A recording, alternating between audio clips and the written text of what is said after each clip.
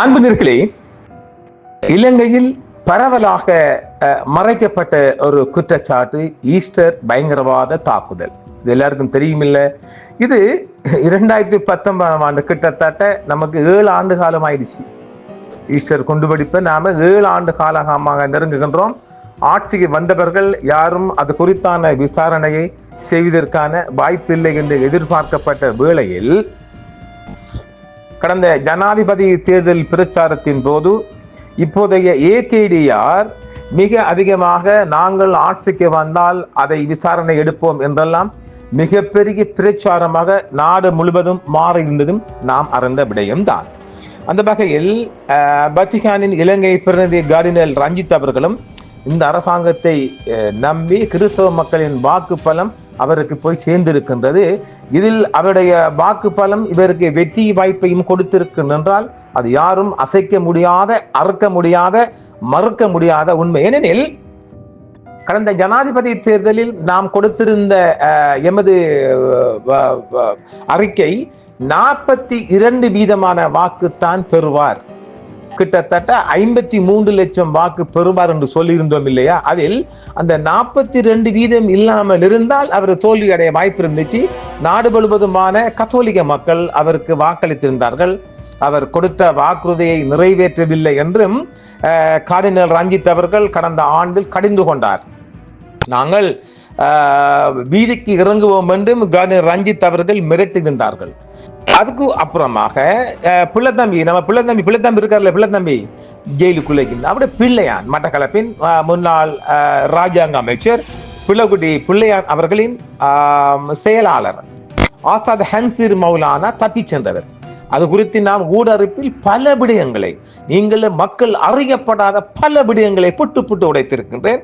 அந்த வகையில் இப்பொழுது ஒரு புதிய தகவல் கிடைத்திருக்கின்றது. இதை நாம் இன்று இதே உங்களுக்கு ஒரு 20 நிமிட செய்தியாக இருக்கும். அதன் பிற்பாடு நாம் கிடைத்தால் அந்த செய்தியை பொறுத்து பார்ட் 2 வழங்க போகின்றோம். இதுவரையும் வெளிவராத செய்திகளாக, மறைக்கப்பட்ட உண்மைகளாக. என்ன அப்படி?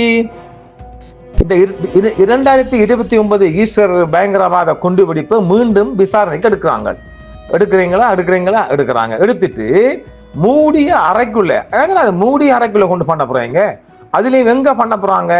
கலம்பு 7 இருக்கிற புல்லஸ் ரோட்ல இருக்கிற முன்னாள் அமைச்சர் ஒருவர். அது எந்த அமைச்சரு?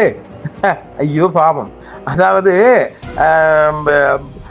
மொட்டு கட்சியில் இல்ல மைந்தர் கட்சியில இருந்த ஒருத்தர் எம்பி. அவருக்கு புல்லஸ் ரோட்ல கிட்டத்தட்ட கலம்பு 7 தான் அது. புல்லஸ் ரோட்ல இருக்கிற உத்தியோகபூர்வ ஒரு இல்லத்துல மூடிய அறையில விசாரணை செய்ய போறாங்களாம். இதுல ஏதும் இருக்குமா?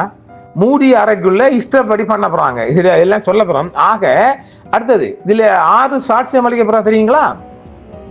தேசிய பாதுகாப்பு ஆய்வகத்தின் முன்னாள் தலைவர், நாம சொன்னமே தனக்கு தானே தாலி கட்டின ஒருவர், டாக்டர் ரொஹான் குணரட்ன. இவர் யாரு?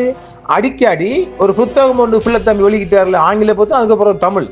அந்த புத்தகம் எழுதுறது குறித்து அந்த பேரை வச்சு மட்டக்களப்பு ஜெயிலுக்குள்ள பல முறை பிள்ளைக்குட்டியை பார்க்க போன ஒருவர் தான் ரொஹான் குணரட்னே. அவரும் ஒரு 2வது சாட்சி.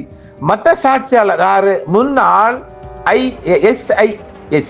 இது கிட்டத்தட்ட பண்டில் அந்த இந்த ஐஎஸ் காரணம் மாதிரி வரப்போகுது. பேரே மாத்தினால SIU SIS மாத்திட்டாங்க. என்னையா? State investigation service. முன்னாள் ராணுவ புலனாய்வு தலைவர், ஓய்வு பெற்ற மேஜர் ஜெனரல், அவர் பிரிகேடியர் சுரேஷ் சாலே. மிகப்பெரிய பெயர் இஷ்யூ பண்ணப்பட்டுச்சுல, ஐநா வரையும் சேர்ந்த ஒரு பெயர். அவர் தான் முதல் சாட்சியாளர். இந்த 2 சாட்சியை மெயின் பண்ணி விசாரணை செய்ய போறாங்களாம். அது குறித்து தான் நமக்கு இந்த செய்தி எட்டிருக்குது. செய்தி வந்து 7 தினங்கள் என்றாலும் நாம் நம்முடைய சொந்த வேலையின் நிமித்தமும் நாம் வெளியூர் சென்றது நிமித்தமும் இந்த செய்தியில் உங்களுக்கு உடன் வழங்காம போனது 6 கஞ்சம் என்றாலும் மிக நிறைந்த தகவல்கள் அடங்கி இருக்கின்றது. கேட்டு பார்ப்போமா? 2019 ஈஸ்டர் ஞாயிறு பயங்கரவாத தாக்குதல்களில் 3 நீதிபதிகள் கொண்ட அமர்வு விசாரணைகள் எதிர்கொள்ளும் 24 பிரதிவாதிகளும் அவர்களின் வழக்கறிஞர்கள் கூட்டாக ராஜினாமா செய்த பின்னர் சட்டபூர்வ பிரதிநிதித்துவம் இல்லாமல் விடப்பட்டனர். விசாரணையின் அன்றாட நடத்தைகளுக்கு சவால்களை காரணம் காட்டி அவர்கள் விலகி கொண்டதாகவே அறிவிக்கப்பட்டிருக்கின்றது. அதுவல்ல உண்மை, மறைக்கப்பட்ட உண்மை. ஜனவரி 22 அன்று 24 பிரதிவாதிகளுக்காக கூட்டாக ஆஜரான வழக்கறிஞர்கள் KS ரத்தினவேல் அவர்கள், கசாலி ஹுசைன் அவர்கள், ருஷி ஹபீப் அவர்கள் மற்றும் நிரஞ்சன் ஸ்ரீவர்தன அவர்கள் ஆகியோர்கள் தங்கள் பதவி விலகல் முடிவை அறிவிக்கும் பெஞ்சிடம் ஒரு மனுவை தாக்கல் செய்தனர். ஒரு மோஷனை போட்டு சொல்லிட்டாங்களாம். தங்கள் வாடிக்கை தங்களோட கிளைண்ட், அவங்களோட கட்சிக்காரர்களா தமிழுக்கு வாடிக்கையாளர் சொல்றாங்க. அதுவும் வாடிக்கையாளர் கிளைண்ட் தமிழுக்கு என்ன சொல்லலாம், கட்சிக்காரன் சொல்லுவோமா. தங்கள் கட்சிக்காரர்களுக்கு குறைந்த அணுகல் மற்றும் நடவடிக்கைகளின் இறுக்கமான காலக்கெடுவிற்குள் விரிவான ஆலோசனையை பெறுவதில் சிரமம் காரணமாக தொடர்ந்து பிரதிநிதித்துவத்தை பெற முடியவில்லை என்று அவர்கள் தெரிவிக்கிறார்கள்.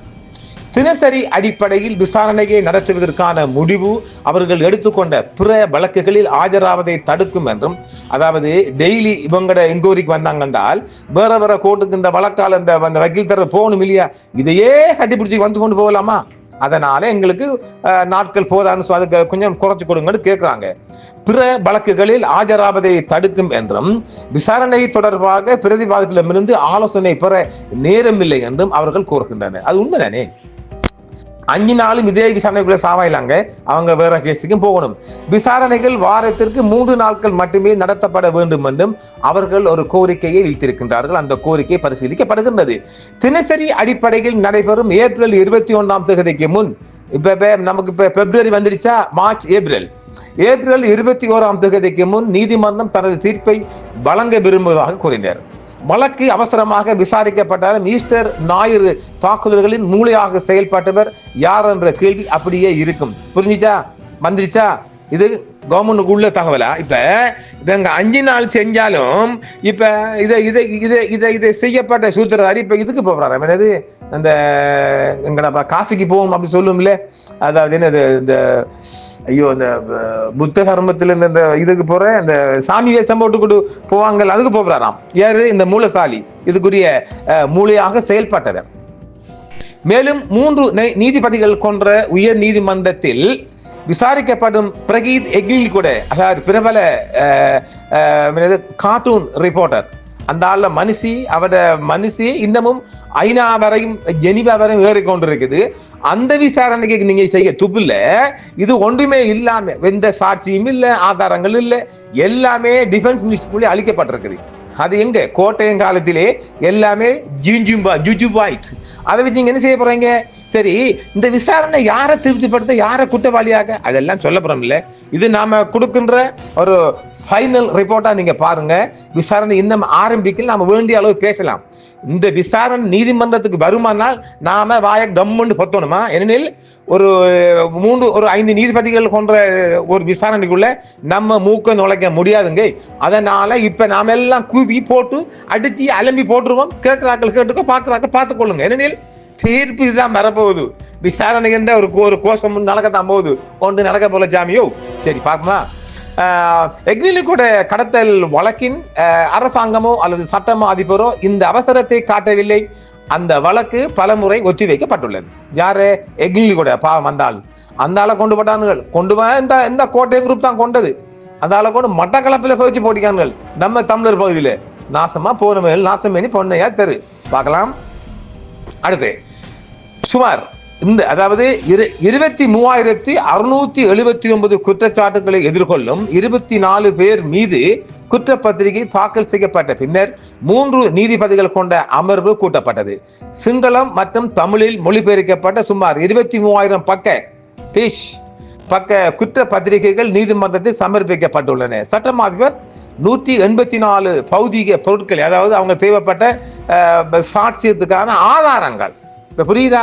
இப்ப நீங்க இதுக்குள்ளே சுத்தலாமே, இதுக்குள்ளே சுத்தி பார்த்தீங்கன்னா இந்த 24 பேருமே தான் குற்றம் சுமத்தப்படுறாங்க. 24 பேர் தான் தூக்கு தண்டனை கொடுக்க போறாங்க, ஆயுள் தண்டனை கொடுப்பாங்க. வேற யாரை கொண்டு வர போறீங்க? மூடிய ரூமுக்குள்ள வச்சு யாருக்கிட்ட கேட்டு எந்த உண்மை வரப்போகுது? ஒரு உண்மையும் வரப்போறலங்க. கிடைச்ச பேப்பரை பார்த்துப்பட்டு புதுசா நாங்க செஞ்சிட்டோம்.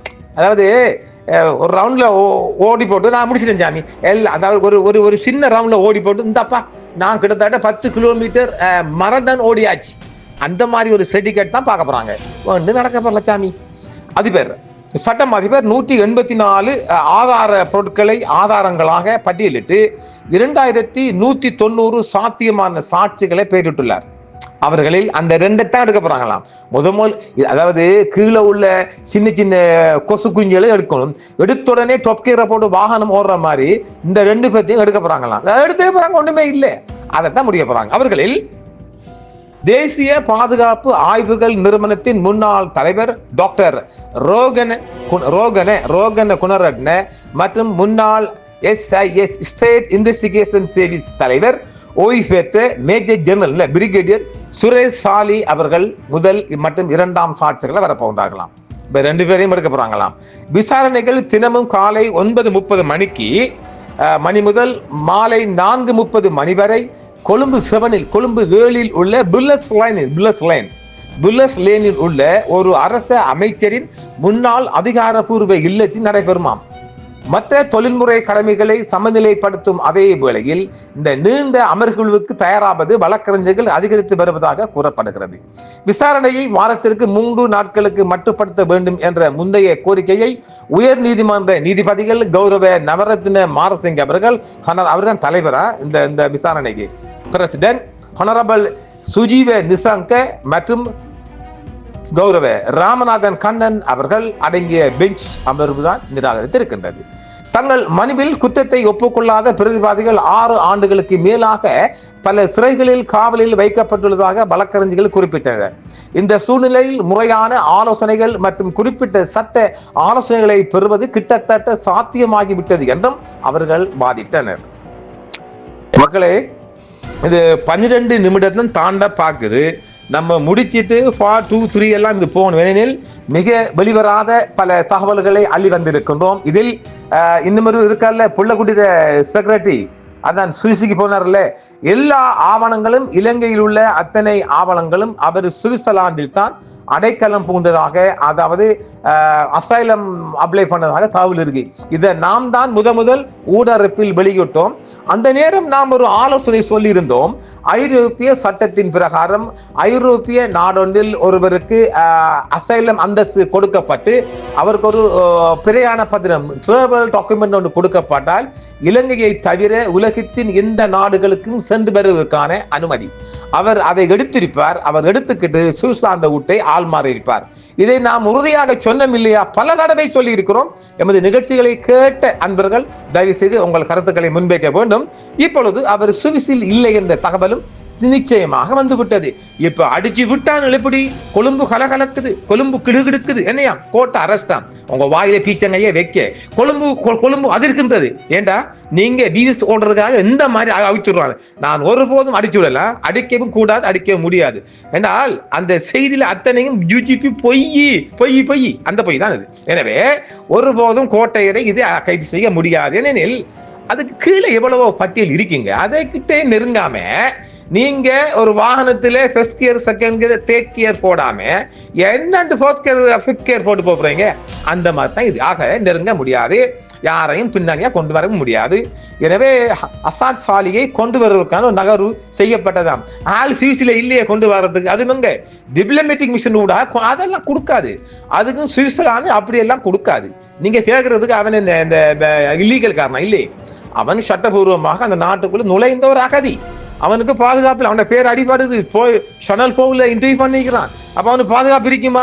நீங்க ஏர்போர்ட்ல கொண்டு இறங்கும் போதே அவனுக்கு விஷம் கொடுத்துருவீங்க, நின்று கொள்ளும் விஷம் மட்டும் கொடுத்துருவீங்க. கொடுத்தா இருப்பானா?